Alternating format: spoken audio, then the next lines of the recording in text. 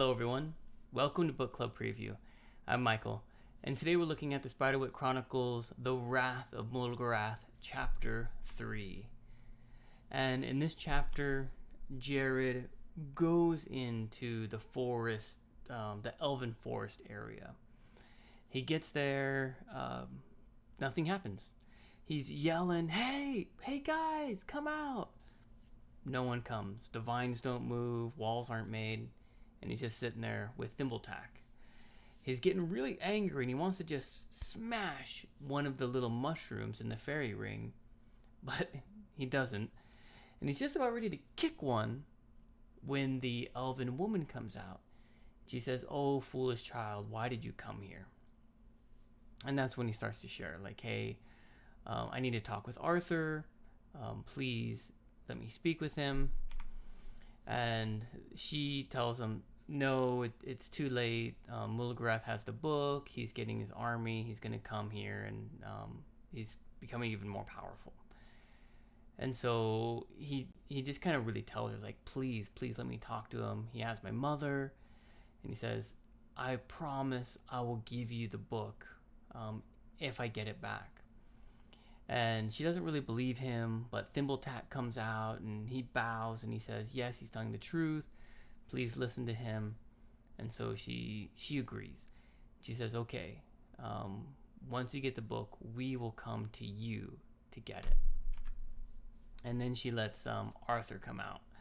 And there's this little leaf floating down slowly like it's in water. And she says, when the leaf touches the ground, then your time will be up. So immediately, Jared starts trying to talk with Arthur. And it's not going very well because Arthur feels like he's only been in this fairy forest for 3 months or a couple of months. So he doesn't think he's been gone that long. He doesn't realize that Lucinda's an old woman and that Jared is his great grandson or relative. And so, Jared just tries to explain this, but then he just gets so angry and he starts yelling and just shouting, and then Arthur's kind of like, oh, wow, okay. And then Arthur's like, well, I don't know what to do. I can't tell you what you need to do, but I can give you some information. I can give you some tips. First, goblins usually only hang out in a group of like 10. The only reason they'd be following Mulgarath is because they're afraid of him.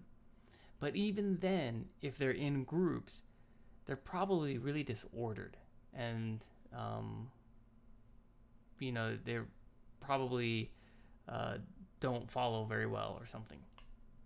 And then he also talks about ogres. Ogres are really powerful. Ogres are really strong. Ogres are really clever. He just lists all these things that ogres can do. He's like, but ogres are also very vain. And vain means that they always want to hear about themselves. They want people to think about them. They want people to recognize that they're wonderful. Ogres are very vain. And so he's like, that's one of their weaknesses. They love talking about themselves. They love it when other people think that they're so good. He's like, and that's really all I can tell you. He also gives tips about dragons, that dragons are very poisonous, that they're very quick, and that they can... the bigger they are, the more poisonous they are. Well, Jared needs to say goodbye because time is almost up. And Arthur's like, hey, please tell Lucinda. And then the leaf falls on the ground. He's gone. Everyone's gone. Jared leaves the forest and he sees out there a griffin, but it's Byron, with Hogsqueal, Simon, and Mallory. And he's like, what are you guys doing? I thought I told you to trust me. And they're like, yeah, we do. And we came here and we waited. We trusted you. We waited for you. But now we have a plan. And you need to trust us. And that is how the chapter ends. Vocabulary words. What happened here? The first one is mortal. We heard this word before, and I don't think I talked about it. But immortal is someone who can die. Immortal is someone who... mortal is someone who can die from age, and also like through getting killed or things like that. Immortal is someone who cannot die from age. Like they will live forever. Like the elves, maybe they'll be young forever. And oftentimes, they're really, really hard to kill. So if you shoot them or stab them, they might get hurt, but they will still live and they'll still continue. Some immortals are just like you and I in stories, and they can die very easily. But if they don't die very easily, then they can just live on forever. And the second one here is unnerved. Unnerved means kind of losing your confidence, losing your strength, losing your will to control yourself. Okay, think of a scary situation, right? Like Jared's going through. And he's just trying to hold it all in and be strong, and then he becomes unnerved and all that emotion comes out. Giddy is happy when the elven princess or queen, whatever, says, okay, you can see him. He's like, he gets really happy and excited.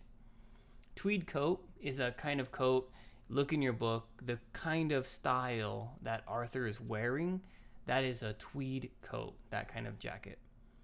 Unshed tears. These are tears that didn't come out. We looked at before in the last book, shedding tears is these tears that are coming out. We talked about shedding hair from an animal that it's coming off. Unshed means they didn't come out. So they were holding them in. I'm really sad, but I'm not gonna cry. And then you keep that inside, and later, blah, they all come out. Squabbling is fighting. So the goblins usually squabble amongst themselves. They fight, argue, much like a brother and sister squabble, or younger brother, older brother, whatever, siblings. Prone. In the sentence here, prone to flattery, I think is what it is, means that they enjoy it, or they go towards it, or they like it. If you think, let me use it in another sentence. Like old people are prone to talk a lot. You should do this. You should do this. You should do this. Young babies are prone to cry when they're hungry. Okay, this is like their natural action, something that they generally do. Prone can also mean laying all the way down on the ground. So in video games, characters can stand, characters can kneel, and characters can go prone, is what we say. Then they can lie down on the ground. But in this case, prone is for the first way of just something that they generally like or do. Digress means to take a topic and end up talking about a different topic, or having a topic that's really important and then talking about a less important topic. Digress, going down, becoming less important or less significant. And when Arthur starts to talk about a society of people who study fairies all over the world, he's like, oh, we don't have time to talk about that. I digress. The important thing is this information. Boom, boom, boom, boom. Mongoose. This is another one that you can just Google. Sorry, I don't have a picture here. A mongoose is a kind of animal. I believe it's like a badger. And it's one of the few animals that actually eat snakes. Even cobras we see here in the story, that they'll very quick, and they will eat snakes, even getting bitten by them. Discussion question I have for you is, what do you think what did Arthur want to tell Lucinda? There we go. What did Arthur want to tell Lucinda? He starts to say something. Tell Lucinda and he's gone. His time is over. What was that? Imagine your mom or your father. What do you think they would want to tell you? Or imagine if you had a kid, or you're to your parents, you were gone for years and you came back, or you had a message. Tell them, what is it? You had one sentence. What would you want to tell that person? What do you think Arthur wants to tell Lucinda. Of course, please think of your own discussion question. That's all the time that we have for today, but thank you so much for joining me for this episode of Book Club Preview. I'll see you soon. Bye-bye. Hey, if you have any questions about the video today, please feel free to leave a comment in the comment section. If you had any other vocabulary words that you wanted to know what they meant, let me know. And also, if you're interested in maybe joining one of these book clubs, please leave a comment and I'll get back to you. Thank you so much for watching. Bye-bye.